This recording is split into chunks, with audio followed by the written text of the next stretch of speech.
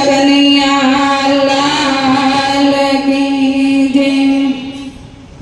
हे नरजीवनो ने देवले अने पूजवाए रमा पीर। हे कोडियाना कोट मोटाड़शे अने सजाए करशे रामदेव पीर ने आज बैठक से ने आज तो जने न पाट न पीरे हो એવું કે વાતાવરણ છે। આ રામાપીર છે ને કળિયુગ ની અંદર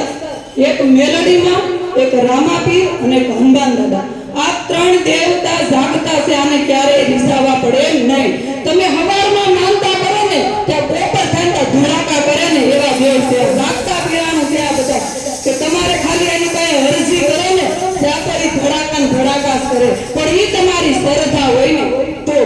અમારા બેનોએ જુઓ કેવા કલરના ભગવા પહેર્યા છે પણ ઈ એક ભગવો તો કે ગૌરી ગાય માટે પહેર્યો છે કે ગાય માતાને અમે વસન આપ્યું તો હે ગાય માતા તને અમે ગૌશાળાની અંદર એક ખીલે બાંધશું અને તારી આપો અમે ઘર ઘરના ઉમરા અમે ભટકશું એમ તો અમારા બેનોએ ગૌરી ગાયની સેવા લીધી છે કે 3 કલાક બપોર વસાળે સૂતા હોય ને ઈ 3 કલાક અમારા બેનો સૂતા નથી ઈ ગૌરી ગાય માટે ધૂન સત્સંગ કરે છે અને ધૂન ન હોય અમારી તો એ પોતે બધા બેનો ગૌશાળામાં જઈ અને ગાય માતાની સેવા કરે છે। કોઈ બીમાર ગાય હોય તો એની ડ્રેસિંગ કરતા હોય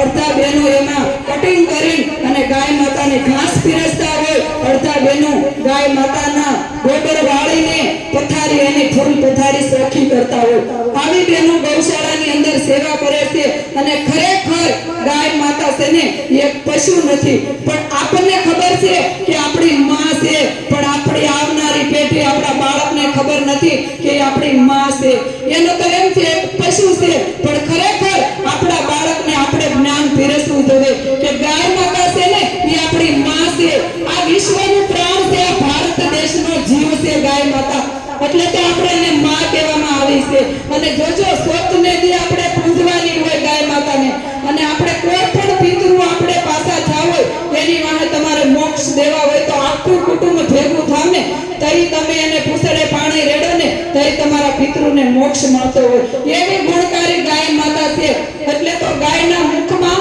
તો કે ભાગવત કીધી છે ગાયના મુખમાં આખી ભાગવત છે અને એના ગળામાં તો કે 18 અધ્યાય છે અને એના ભાલમાં તો કે શિવજીનું સ્થાન છે અને એના મસ્તક ઉપર તો કે વૈકુંઠ ધામ છે અને એની ગોબરની અંદર માં લક્ષ્મીનો વાસ છે જો તમારી ઘરે શુભ કાર્ય કરવું પડે ને તો તમે ગોબરનું ગાયનું ગોબર લેપીને પછી તમે ભગવાનનું સ્થાપન કરી શકો છો। કોઈ પણ કથા કરે તો ભલે યજ્ઞ કરો તો ભલે કે તમે વાસ્તુ પૂજન કરો તો ભલે પણ તમારે ગાય માતાનું ગૌમૂત્ર અને એનું ગોબર હોય ને એનું લીપણ કરી ભગવાન એમાં બિરાજે છે તમે ભલે ગમે હોનાનો બંગલો હોય સોફા હોય તમારે પણ ભગવાનને આ બિરાજતા નથી ઈ તો ગાયનું ગોબરની સાણમાં લક્ષ્મીનો વાસ છે ને એટલે ભગવાન એના ગ્રહણ કર્યું છે ને એને જગ્યાનું સ્થાપન એનું આસન છે એમાં લક્ષ્મી છે ને એનું આસન કરી પછી ભગવાન બેસે છે તો એ ગાયમાં કેટલી ગુણકારી છે એ ગાય અને એના ઘી ખાવાથી એનું દૂધ પીવાથી ઘણા રોગો આપણા નાબૂદ થાય છે। અમારા બહેનો તો ખાલી ગૌમૂત્રમાં સૂથે છે ને ગાયનો ગોબર તોય બહેનોના રોગ અત્યારે તો બાળીને ભસ્મ કરી નાખે છે। અમારા અડધા બહેનોને ઘણાને પેટના દુખાવા હતા હાથના હતા પગ હતા પણ એ બહેનો એમ કે અમે જ્યારે ગૌશાળામાં જોડાણા અને ગાય માતાની સેવા લીધી ને પછી અમારા રોગ બાળીને ભસ્મ ગાય માતાએ કરી નાખ્યા એના દુઃખને ભાંગીને ભૂકો કરી નાખ્યા કેમ કે આ બહેનોએ ગૌલી ગાયની સેવા લીધી છે અને ખરેખર અત્યારે શ્રાવણ મહિનો આવ્યો છે ને તમે મંદિરે જાજો હું કોઈ મંદિર આરે વિરોધ નથી કરતી પણ ભગવાન આરે વિરોધ નથી કરતી પણ એક પથ્થરની મૂર્તિ છે ને એમાં માણસને કેટલો વિશ્વાસ છે કે ના હજારો રૂપિયાનો ખર્ચો કરી અને તમે અણપટ ખર્ચો કાજુ બદામ પિસ્તા અને હિંડોળા જોયા હોય ને તો આપણે એમ થાય કરોડ રૂપિયાનો લાખ રૂપિયાનો હિંડોળે થયો છે એવા પથ્થરની મૂર્તિમાં પૈસા નાખી ભગવાનને રીઝાવે છે પણ ક્યારે ભગવાન એમ રીઝાવાનો નથી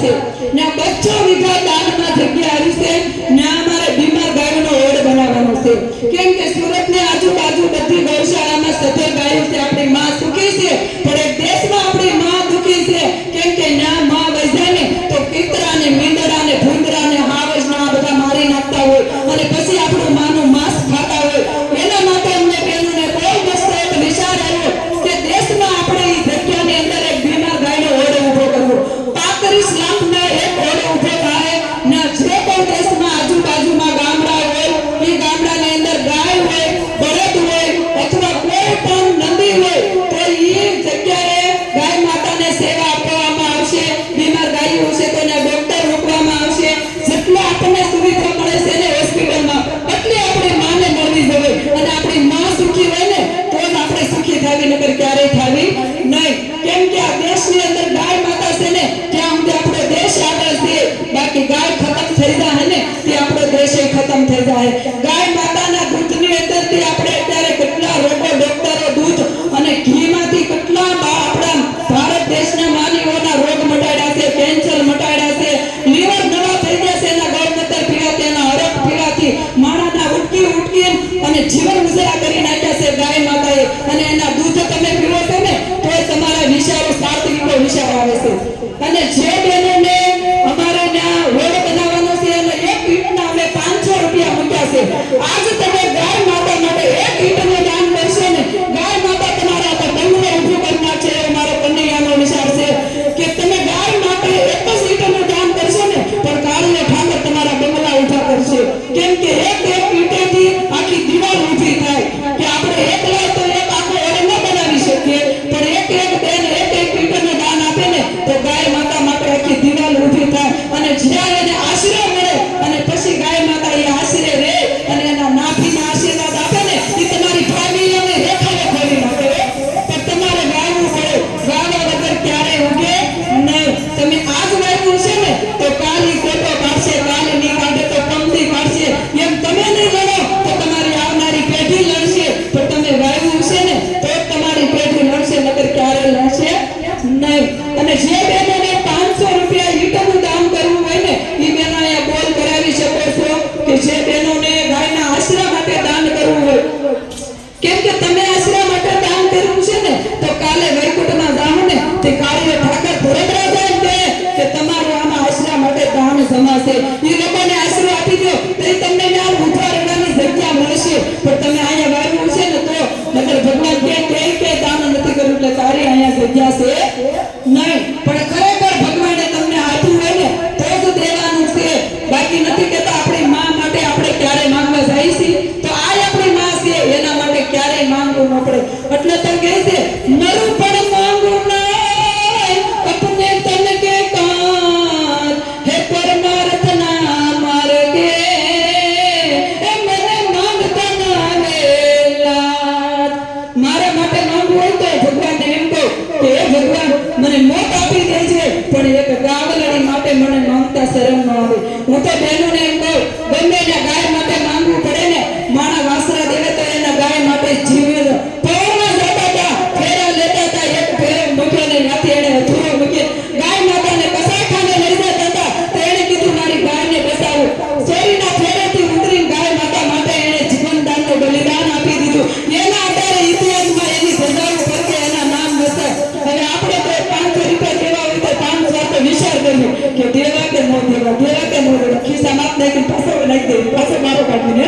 500 રૂપિયાનું દાન કરવું હોય તો આપણે કેટલો વિચાર કરવી પણ એને તો એનો જીવનો નતો વિચાર કર્યો એ કન્યાને મૂકીને વિયા જતા પાછળ આગળ પાછળનો વિચાર નતો રહ્યો પણ એ ગાય માટે એને જીવ દઈ દીધો અને એ જેનો અત્યારે જોયો તો મંદિરમાં અત્યારે વાસરા દેવ પૂજાય છે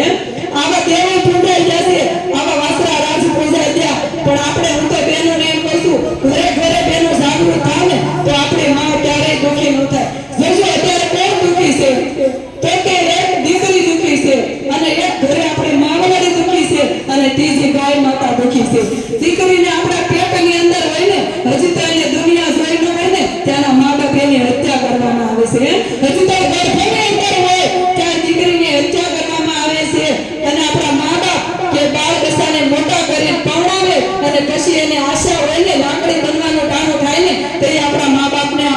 વૃદ્ધાશ્રમમાં મૂકી આવી છે અને ઈ માવડી પર દુખી છે અત્યારે ગાય માતા